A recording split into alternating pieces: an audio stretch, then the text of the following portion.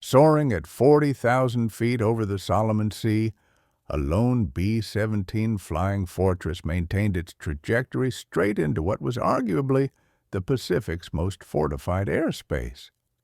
Japanese fighters, 17 of them, had already made their presence known. Shrapnel had torn into the pilot's arms and legs, leaving him bleeding in the cockpit. Meanwhile, his bombardier remained slumped unconscious over the Norden bombsight, knocked out by a 20-millimeter shell that had detonated mere inches from his head. The fuel indicators were telling a grim story, showing reserves falling toward that critical threshold where cold mathematical reality would soon trump human determination. Still, the fortress pressed onward. When June 16, 1943 dawned over the Coral Sea, the morning brought crystalline visibility stretching more than 30 miles in all directions. For the mission at hand, this presented a double-edged sword. A solitary reconnaissance plane attempting to capture images of enemy installations certainly benefited from clear conditions for sharp photography. However, those same clear skies eliminated every hiding spot. No cloud cover to duck into, no weather systems to vanish behind, absolutely no atmospheric cover whatsoever. The specially modified B-17E had departed Port Moresby well before sunrise, steadily climbing through the tropical pre-dawn darkness. Captain J. Zemer commanded from the left-hand seat. His bombardier duties fell to Lieutenant Joseph Sarnowski, who was positioned at the nose compartment station. 8 more crew members occupied various positions throughout the bomber, every single one of them fully aware that today's assignment was taking them directly toward the theater's most concentrated Japanese air defenses. Bougainville, a small island positioned at the Solomon Chain's northern extremity, was their destination.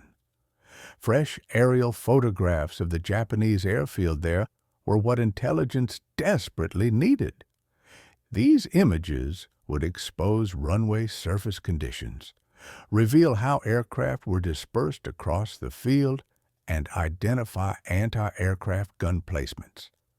Completing the reconnaissance pass demanded flying in a straight level path for approximately 22 minutes directly over enemy-controlled territory. They'd need to hold precise altitude and heading, while Japanese gunners and fighter pilots scrambled to respond to their intrusion. The B-17E they were flying had undergone significant modifications. Standard bombing equipment stripped away and replaced with specialized camera systems installed in both the belly and nose sections. This conversion sacrificed offensive punch for reconnaissance capability. The aircraft still carried its defensive guns, but the bomb bay would remain empty. Their job today was simple in concept, but brutal in execution. Observe, photograph, and somehow make it back alive. As they crossed over New Britain's coastline, Zemer brought the bomber up to 25,000 feet. The volcanic mountain ridges and dense jungle canopy below passed beneath them in eerie silence. By now, Japanese radar installations dotting the coast had almost certainly picked them up. Whether fighters would come wasn't really the question anymore. The real questions were how many would show up and how quickly. The distance separating Port Moresby from Bougainville exceeded 500 miles one way. At standard cruise power, the complete round trip would consume nearly every drop of available fuel, leaving virtually no safety margin for defensive maneuvering or any deviation from their planned route. Every minute spent evading fighters meant burning fuel they couldn't recover. Each degree they strayed off course added extra miles that could leave them ditching in the open Pacific. The crew had already worked through this brutal calculus before takeoff. They understood completely that finishing the photographic mission meant accepting combat while maintaining absolutely steady flight. They also understood that abandoning the mission to dodge attackers would render the entire dangerous journey meaningless. Despite all this, they'd made the choice to fly. At 9:35 local time, the ball turret gunner made first visual contact. Black dots had materialized against the horizon at their 2 o'clock position, climbing to meet them at altitude. Within minutes, those dots transformed into recognizable aircraft silhouettes. Japanese fighters, at least 5 of them, rising up from the Bougainville airfield far below. Zimmer didn't adjust course. The camera equipment demanded stability. The mission required those photographs.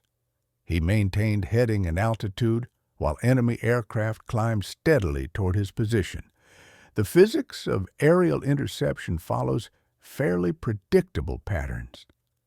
Any fighter attacking a heavy bomber from below must fight gravity while simultaneously closing distance, expending both fuel and energy just to reach engagement altitude. Conversely, a fighter attacking from above holds every tactical advantage, converting altitude into both speed and maneuverability. The Japanese pilots climbing up from Bougainville faced the more difficult scenario. They would reach the B-17's altitude already fatigued, relatively slow, and somewhat vulnerable. But make no mistake, they would definitely arrive.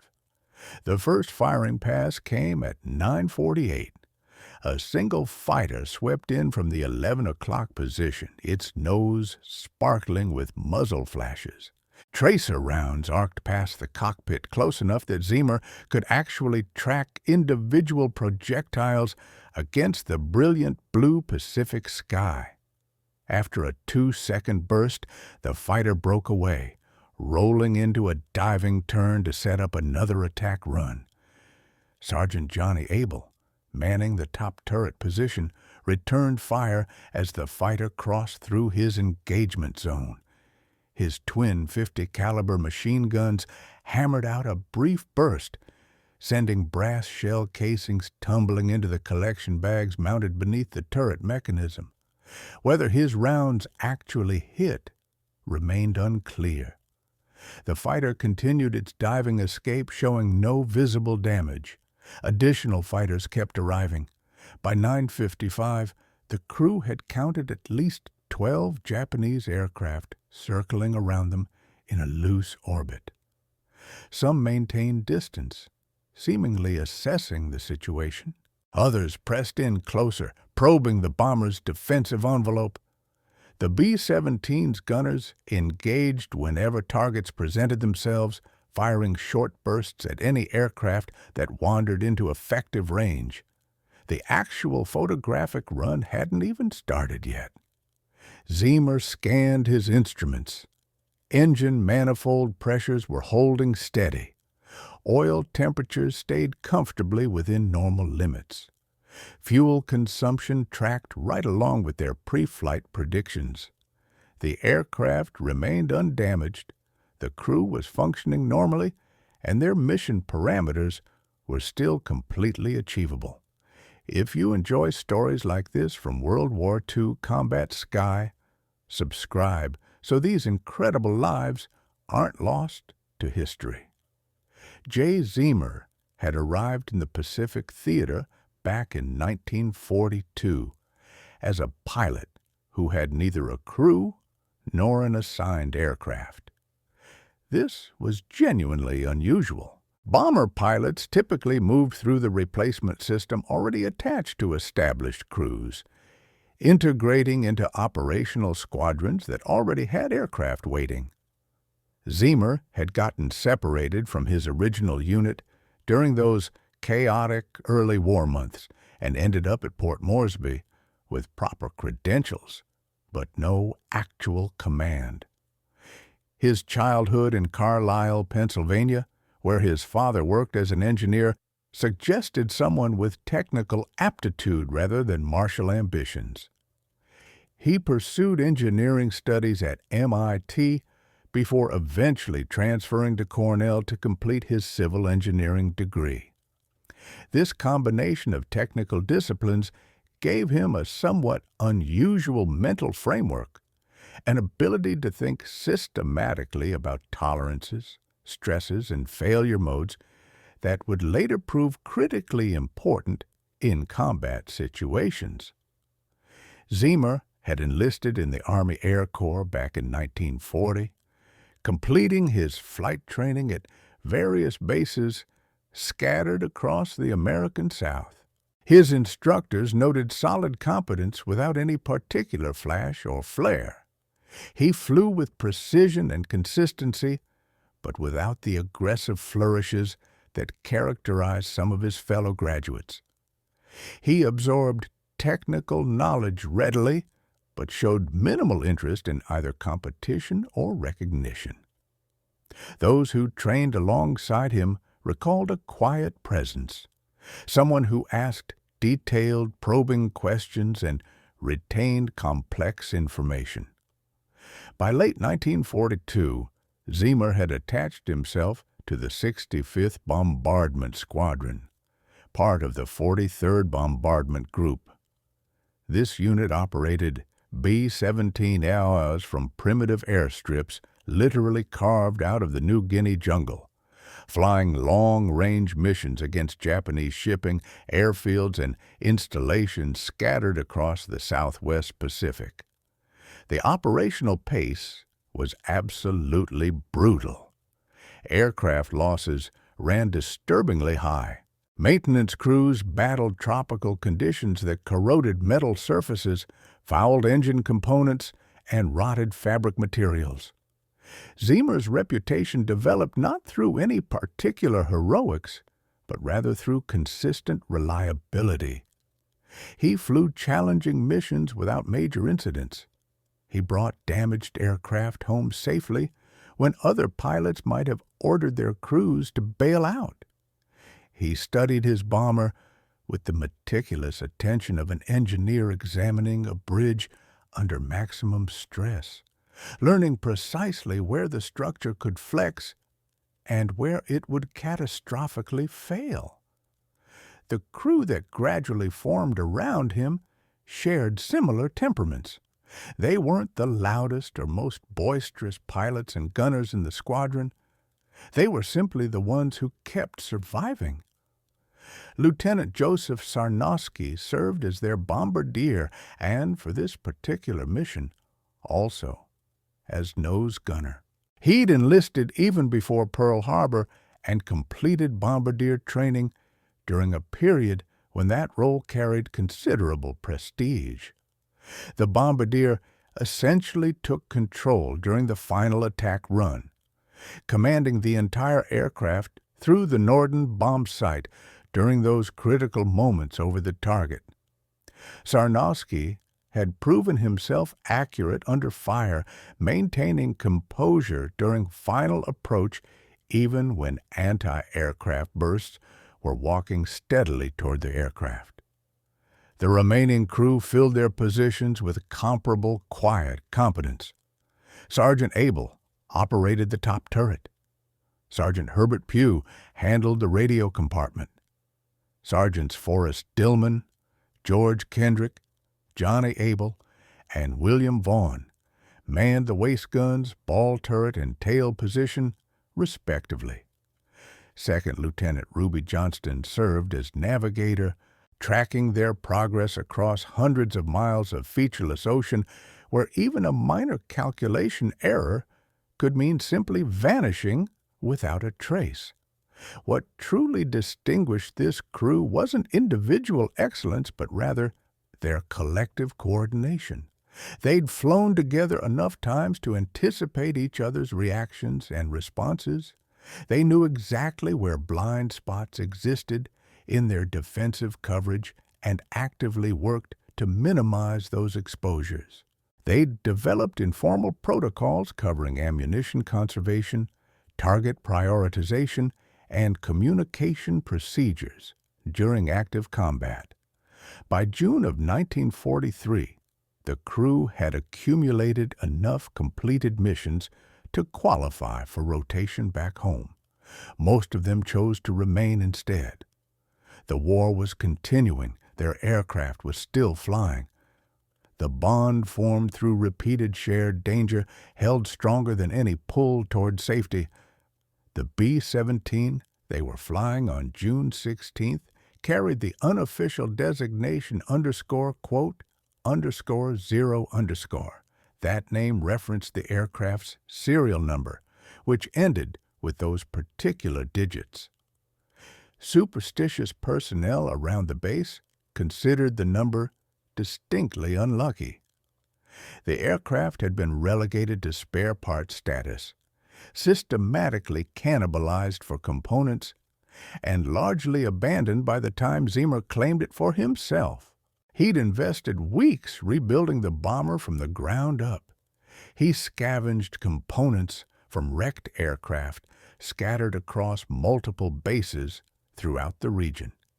He extensively modified the defensive armament, adding extra gun positions and substantially increasing ammunition storage capacity.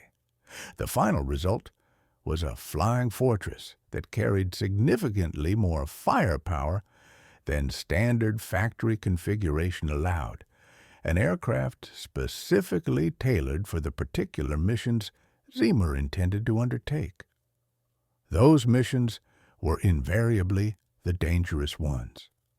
The deep reconnaissance flights that other crews actively avoided, the penetrations deep into Japanese-held territory that required flying completely alone without fighter escort, without any formation support whatsoever.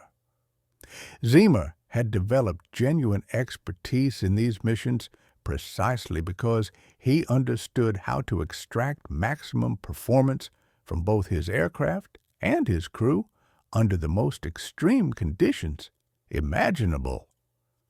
The morning flight to Bougainville represented the culmination of all this hard-won expertise. The mission demanded absolutely everything he'd learned about survival in hostile skies.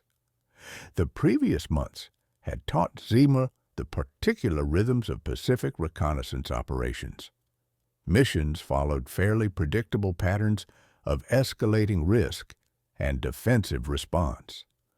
Understanding these patterns enabled calculations that other pilots might easily mistake for simple recklessness. The Japanese defended their island installations using overlapping layers of protection. Radar systems provided early warning capabilities. Fighter squadrons maintained constant alert status at forward airfields. Anti-aircraft batteries formed protective rings around high-value targets. The combination meant that any American aircraft approaching a defended position faced steadily escalating opposition the longer it remained within detection range. Speed represented the reconnaissance pilot's primary survival tool. Fast entry, efficient photography, immediate withdrawal.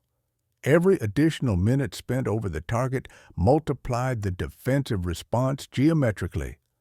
The mathematical relationship was roughly exponential in nature. 10 minutes over target might draw perhaps 4 fighters. 20 minutes might draw a dozen. 30 minutes could potentially bring every available aircraft within reasonable interception range. Zimmer had learned to minimize exposure through absolutely precise navigation and highly efficient camera operation. His crew had practiced the entire sequence until it became essentially automatic.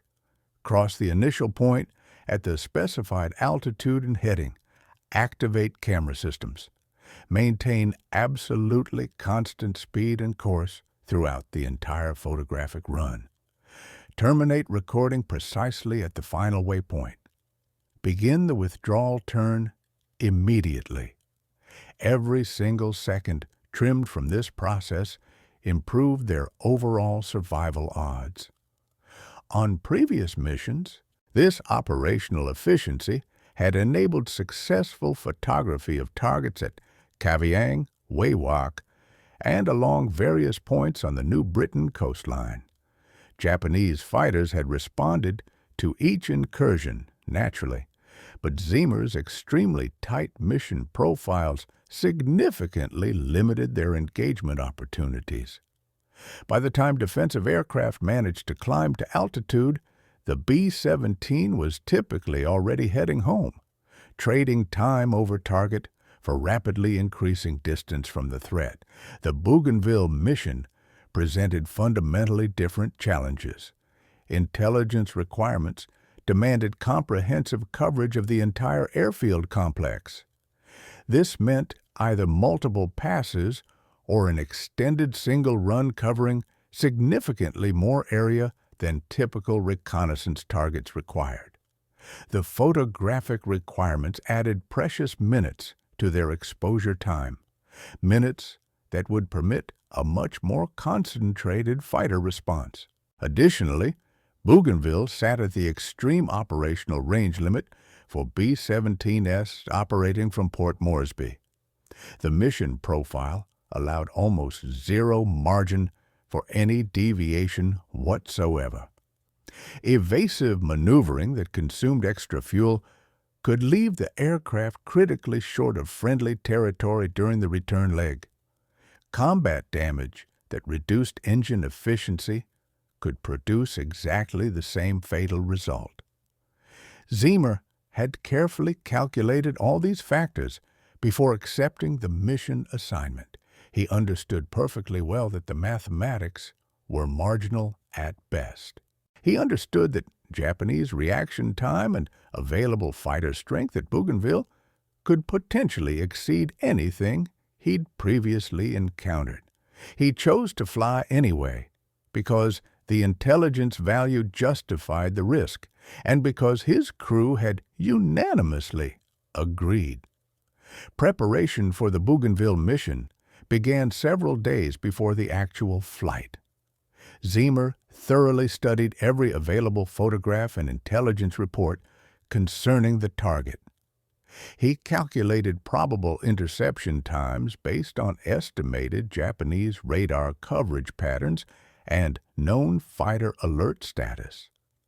He plotted multiple withdrawal routes, identifying potential options for emergency landings on friendly islands if their fuel situation deteriorated critically. His crew methodically checked and rechecked every piece of their equipment. Gunners cleaned their weapons meticulously and verified ammunition feed mechanisms.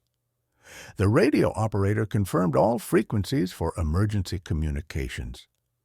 The navigator updated navigation charts and calculated backup waypoints for dead reckoning navigation if their primary references somehow failed. The night before the mission, Zima gathered his entire crew for a final briefing session. He didn't deliver inspirational speeches or patriotic rallies. He simply presented the facts: distance to target, anticipated opposition strength, fuel margins, abort criteria. Each man understood his specific role and the operational constraints under which they'd be operating. By dawn on June 16th, they were airborne and climbing. The fighter count had reached 17 aircraft by 10:05. Zima tracked them from the cockpit, monitoring their positions both through the windscreen and from position reports being called out by his gunners. The Japanese aircraft had organized themselves into loose attack formations, cycling through coordinated firing passes while maintaining an orbiting defensive screen completely surrounding the bomber. Their tactics suggested genuine coordination, pilots clearly communicating with each other to avoid mid-air collisions and maximize their engagement opportunities.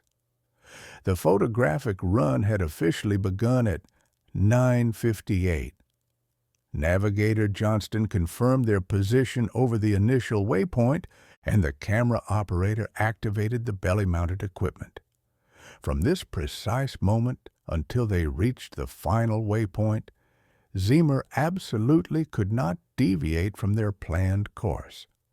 Any turn, any altitude adjustment, any speed change whatsoever would degrade the photography quality and potentially invalidate the entire mission. He flew arrow straight. The fighters attacked relentlessly and continuously. The first genuinely significant damage arrived at 10:02.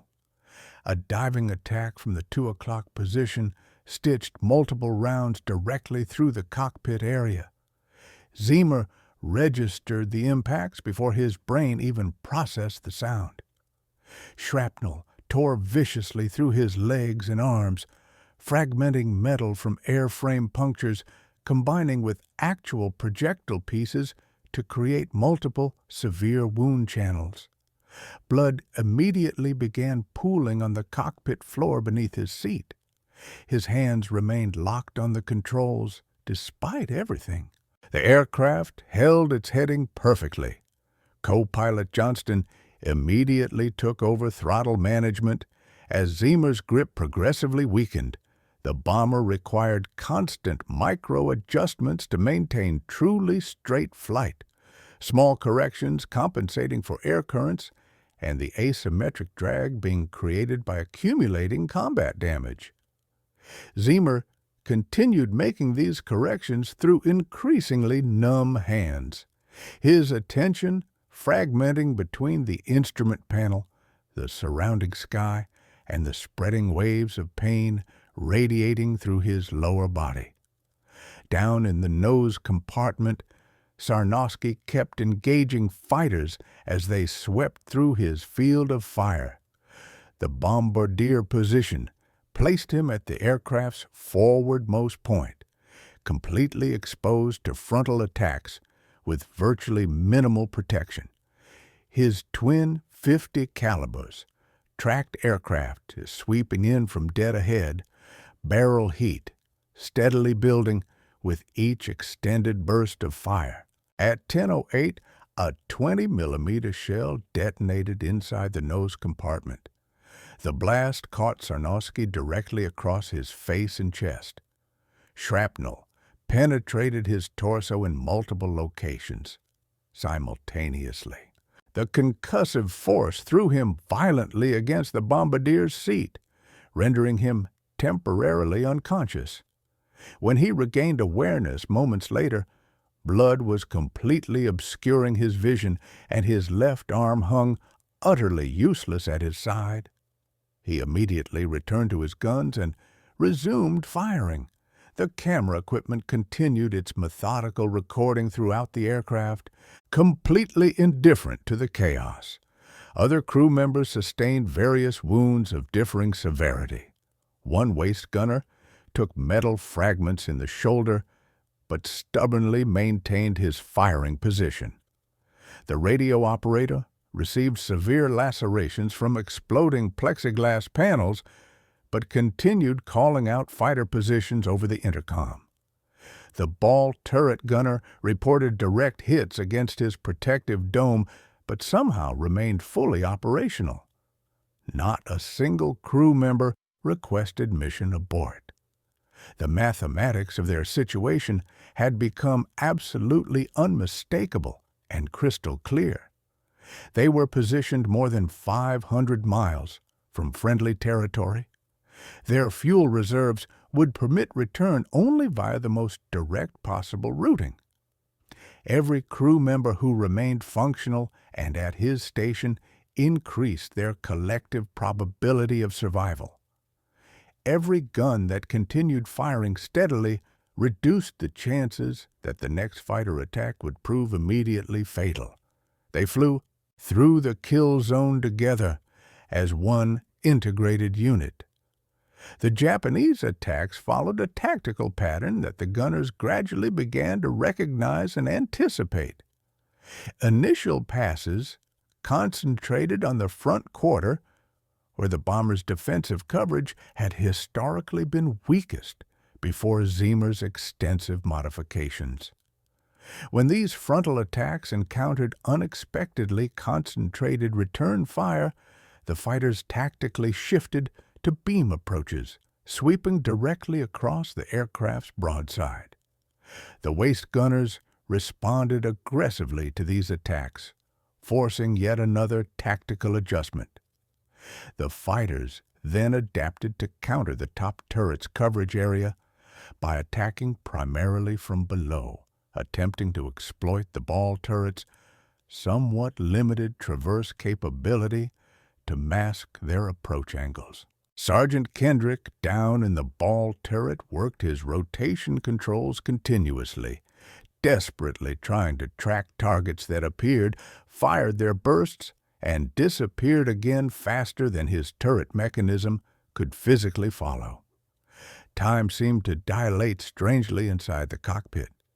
Zemer later described the experience as somehow stretching individual seconds into what felt like minutes. Each distinct moment of active combat stretched and expanded to accommodate the overwhelming flood of sensory information and the necessary rapid responses. His wounds kept bleeding steadily. His instruments kept providing their readings.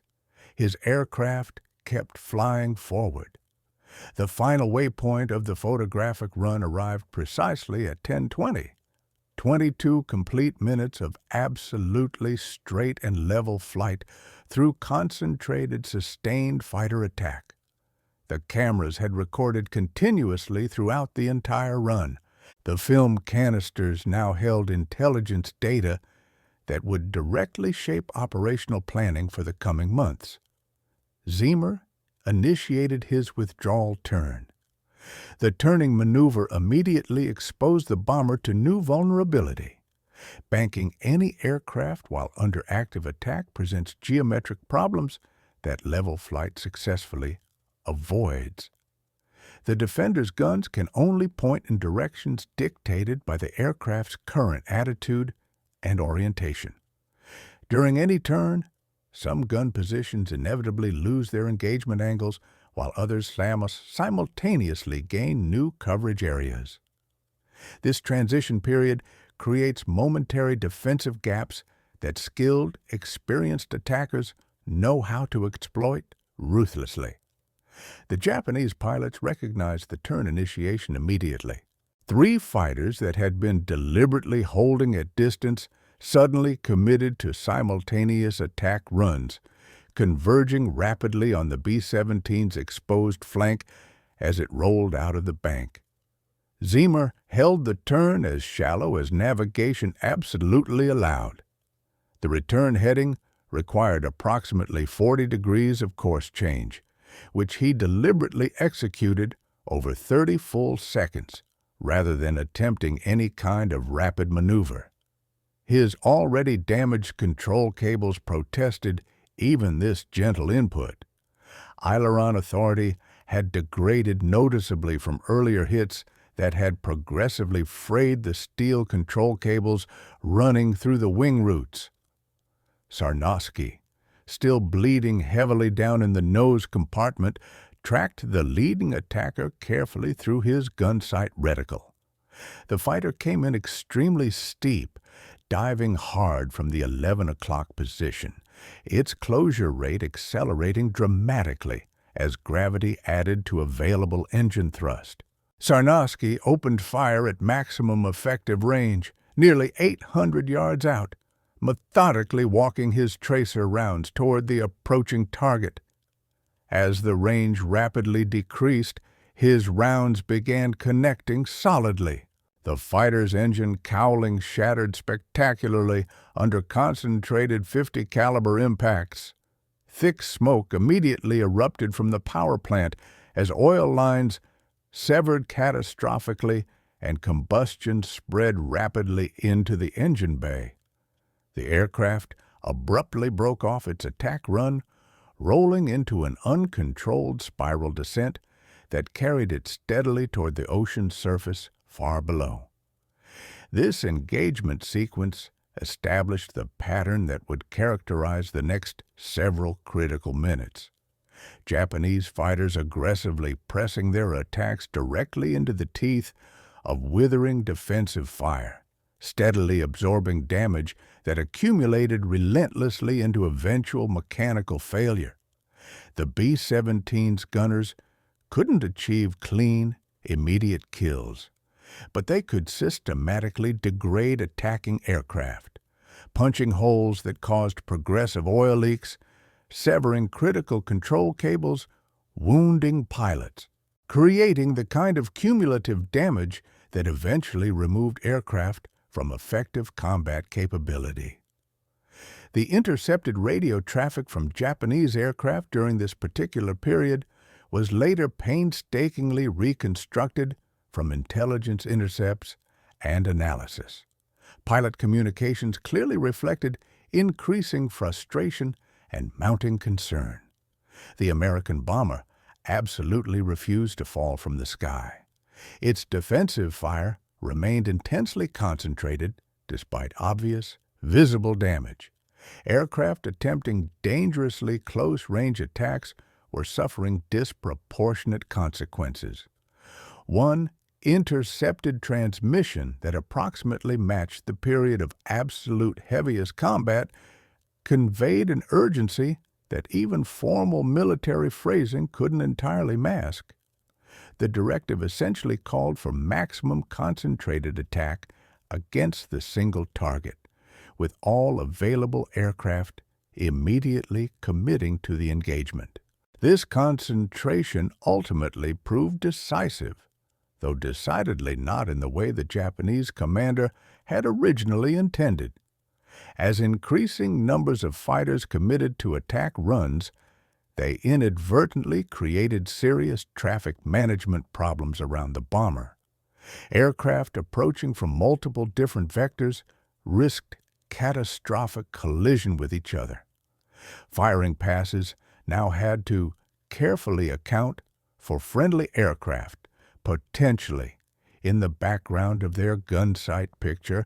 The defensive volume of space immediately surrounding the B-17 simultaneously became both more lethally dangerous and infinitely more tactically complicated. Zimmer's gunners ruthlessly exploited this growing congestion. They fired deliberately into the spatial zones where fighters absolutely had to fly, effectively creating zones of interdiction that forced attackers to either break off prematurely or accept virtually certain damage. The ammunition expenditure rate was absolutely enormous. Belt after belt fed hungrily through the twin .50 calibers, gun barrels glowing with accumulated heat that increasingly threatened outright mechanical failure. By 10:30, the intensity of fighter attacks finally began to noticeably diminish. Not because the Japanese had somehow exhausted their available aircraft reserves, not because the B-17's defensive fire had achieved any kind of decisive combat-ending kills. The attacks diminished primarily because the bomber just kept flying relentlessly southeast, steadily and inexorably increasing the distance separating it from Bougainville's airfields. Each additional mile of their withdrawal added directly to cumulative fighter fuel consumption. Each passing minute of continued pursuit extended their exposure time over open water during the eventual return flight. The Japanese pilots now faced their own brutal mathematics: continue pursuit and genuinely risk fuel exhaustion on the return leg, or break off engagement now and allow the reconnaissance aircraft to escape successfully with its valuable photographs. The choice required rapidly calculating current fuel states, remaining distance to home fields, and the realistic probability that continued attacks would actually succeed in destroying this particular target. One by one, Individual fighters peeled off and turned back toward base. Zimmer maintained course steadily through this final disengagement period. His aircraft had absorbed what could only be described as catastrophic damage. Fuel was actively leaking from multiple tank punctures throughout the aircraft. Hydraulic systems had completely lost pressure. The control surfaces now responded only sluggishly to control inputs. But somehow, the engines continued running, and the basic airframe structure remained fundamentally intact. Old 666 continued flying south toward home. The return flight consumed 4.5 grinding hours. 4.5 hours of continuously maintaining an aircraft that desperately wanted to fail in numerous catastrophic ways. 4.5 hours of managing severe wounds that kept bleeding despite every improvised bandaging attempt. 4.5 hours of obsessively watching fuel gauges steadily drop toward levels that genuinely might or might not prove sufficient to reach safety. Zimmer remained physically at the controls throughout most of this extended period, despite injuries severe enough that they would have immediately grounded absolutely any pilot under anything resembling normal circumstances. His crew genuinely needed him in that seat, making the constant small adjustments that kept the damaged aircraft flying. He simply could not abandon the cockpit. The actual flight characteristics of their battle-damaged B-17 differed substantially and fundamentally from the aircraft they had confidently departed in that morning. Trim settings had shifted dramatically as fuel redistributed unevenly between punctured tanks and those still intact. Aerodynamic drag had increased significantly from the literally hundreds of holes that now thoroughly perforated both wings and fuselage. Engine performance had measurably degraded as oil levels progressively dropped and cooling systems continued leaking. Zimmer flew the actual aircraft he currently had, not the aircraft he desperately wanted or remembered. He learned its new, damaged behaviors through continuous small control inputs, methodically discovering what it would still do and what it would now absolutely refuse to do. He discovered that shallow banks remained possible, but any steep turns produced immediate, uncommanded roll tendencies. He discovered that airspeed now had to be maintained well above a higher threshold than normal operating speeds, or the damaged control surfaces would rapidly lose what little effectiveness remained. Navigator Johnston plotted their course back toward Port Moresby, while simultaneously managing his own navigation functions and carefully monitoring Zimmer's deteriorating physical condition. The captain drifted toward unconsciousness multiple times during the return flight, his head dropping forward before he suddenly jerked awake again. Progressive blood loss was producing cumulative effects that sheer willpower could only partially offset at this point. Down in the nose compartment, Sarnosky had continued resolutely manning his defensive position until physical collapse finally made any continuation completely impossible. At some point during the withdrawal phase, he simply slumped over his guns and stopped responding entirely to calls from other crew members. A gunner, who carefully moved forward to check on his condition, found extensive wounds and a barely detectable pulse. There was absolutely nothing that could be done at altitude and this distance from any proper medical care. Sarnosky died somewhere over the ocean before the aircraft finally reached friendly territory. The other wounded crew members grimly held their assigned positions throughout the entire return flight. They understood perfectly that reducing their defensive capability in any way risked the entire aircraft if Japanese fighters from forward bases attempted any kind of intercept during their return. They understood that their individual survival fundamentally depended on continued collective function as a crew. They remained at their gun positions, bleeding steadily, until the New Guinea coastline finally appeared reassuringly beneath them. Port Moresby Approach Control received advance notification of an inbound emergency aircraft approximately 1 hour before their estimated arrival. The radio operator had transmitted their current condition, extent of aircraft damage, and number of wounded personnel aboard. By the time Old 666 actually entered the traffic pattern, crash trucks and ambulances had already positioned themselves strategically along the runway. Zemer's landing approach required absolutely every bit of his remaining skill and concentration. His hydraulic systems had completely failed, meaning both flaps and landing gear had to be operated through backup emergency procedures. The landing gear eventually came down, confirmed by direct visual check from crew members at the waist windows.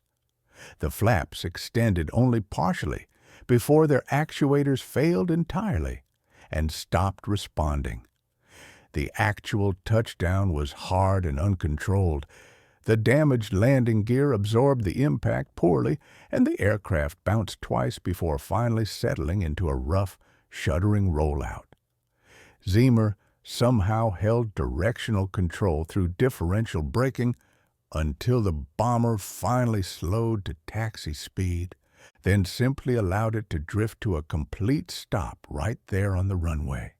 He physically could not exit the aircraft without direct assistance. Ground crews had to carefully extract him from the cockpit and place him on a stretcher alongside the other wounded crew members. The immediate medical assessment revealed shrapnel wounds to both legs, both arms, and his torso. He had lost enough blood to put him into medical shock. He required immediate emergency surgery and would face extensive recovery time ahead. The precious film canisters were quickly removed from the camera equipment and immediately rushed to intelligence processing facilities.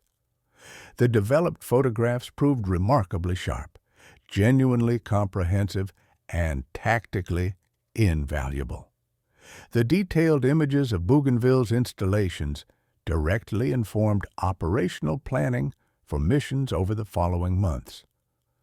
The mission was complete. The Medal of Honor citation for Captain J. Zemer, Jr. employed the characteristically formal language of official military documentation. The text methodically described his actions on June 16, 1943 over Bougainville, specifically noting that the captain had remained at his station controlling his aircraft and actively directing its defense despite being severely wounded. The citation referenced the extraordinary volume of enemy opposition encountered, the extended duration of the engagement, and the ultimately successful completion of the assigned reconnaissance mission. What the official citation absolutely could not capture or convey was the actual physical experience of those 40 minutes over Bougainville. The bone-jarring concussive shock of 20-millimeter explosions detonating within literal arm's reach. The acrid smell of cordite mixing with hydraulic fluid and blood in the recycled cockpit air. The persistent vibration transmitted directly through the control column and rudder pedals as hundreds of projectiles systematically punctured the airframe all around him. The particular quality of focused attention required to fly with absolute precision while being methodically, systematically destroyed.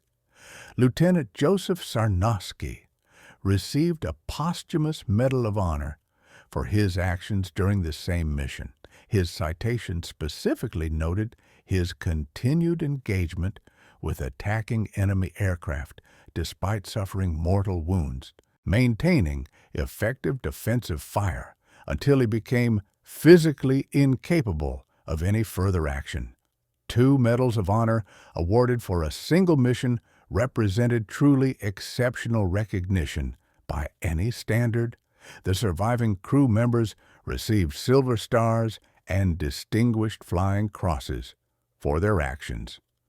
Official documentation carefully recorded their collective performance without ever fully conveying what collective performance actually meant under those specific circumstances.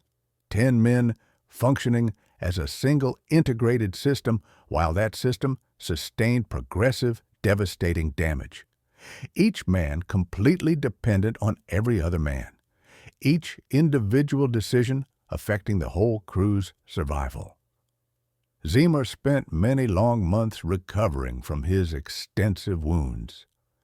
The required surgeries were multiple and complex. The rehabilitation process was extended and painful. He eventually returned to full flying status, but not to combat operations in the same capacity as before. The war had extracted what it would take from him. After 1945 brought the war's end, Zimmer returned to civilian life. He pursued the engineering career that represented the trajectory he might well have followed had history not violently interrupted. He didn't actively seek publicity or public acknowledgement of his service.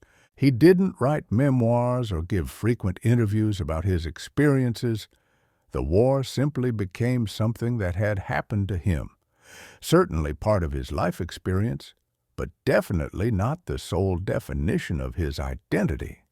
He died in 2007 at age 88, one of the very last surviving Medal of Honor recipients from the entire Pacific Theater. The true nature of aerial courage fundamentally resists any simple articulation or easy description. The official language of military citations inevitably reduces profound complexity to mere procedure, with actions described in bureaucratic passive voice that flattens meaning. The actual reality exceeds any description. A man deliberately remaining at flight controls as his body progressively fails around him. A bombardier repeatedly returning to guns he can no longer properly aim with arms he can barely manage to lift. An entire crew collectively choosing to complete a mission that basic mathematics strongly suggests they simply should not survive. What the official records actually preserve is merely outcome. A reconnaissance mission successfully completed. Photographs delivered to intelligence. Tactical intelligence value achieved as intended. The terrible cost paid in blood and permanent physical damage distributed among men who fully understood the price before takeoff and chose to fly anyway. Old 666 never flew another combat mission. The aircraft's accumulated damage exceeded any economically reasonable repair. It was systematically stripped of salvageable components and eventually reduced to scrap metal, its combat service complete.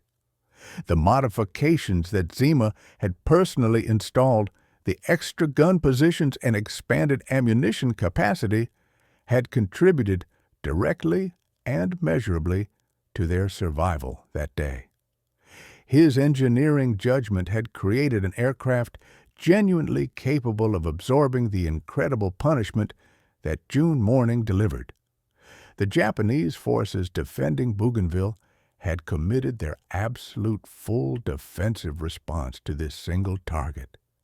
Every available fighter in range, concentrated attack doctrine applied with maximum force to one lone bomber. The American aircraft had somehow absorbed this entire response and escaped to tell the tale. The photographs it carried back proved definitively that such absorption and survival were not merely theoretically possible, but actually achievable through precise coordination, thorough preparation, and exact execution under seemingly impossible conditions. This represents what official citations simply cannot contain or convey: the knowledge that genuine courage is often remarkably quiet and unspectacular, that survival in aerial combat frequently depends more on solid competence than on dramatic inspiration, that the razor-thin distance separating living from dying in aerial combat can narrow to margins measured in mere seconds, in degrees, of course, deviation, and in the steady pressure of bleeding hands maintaining grip on vibrating control columns. The sky over Bougainville closed silently behind them as they flew steadily south toward safety. The Japanese fighters returned to their airfields to rearm and refuel. The battered bomber carried its dead and wounded crew members toward whatever remained of their futures. The film canisters held captured shadows of exactly what intelligence so desperately needed to know. The mission was complete and successful. The cost was permanent and irreversible.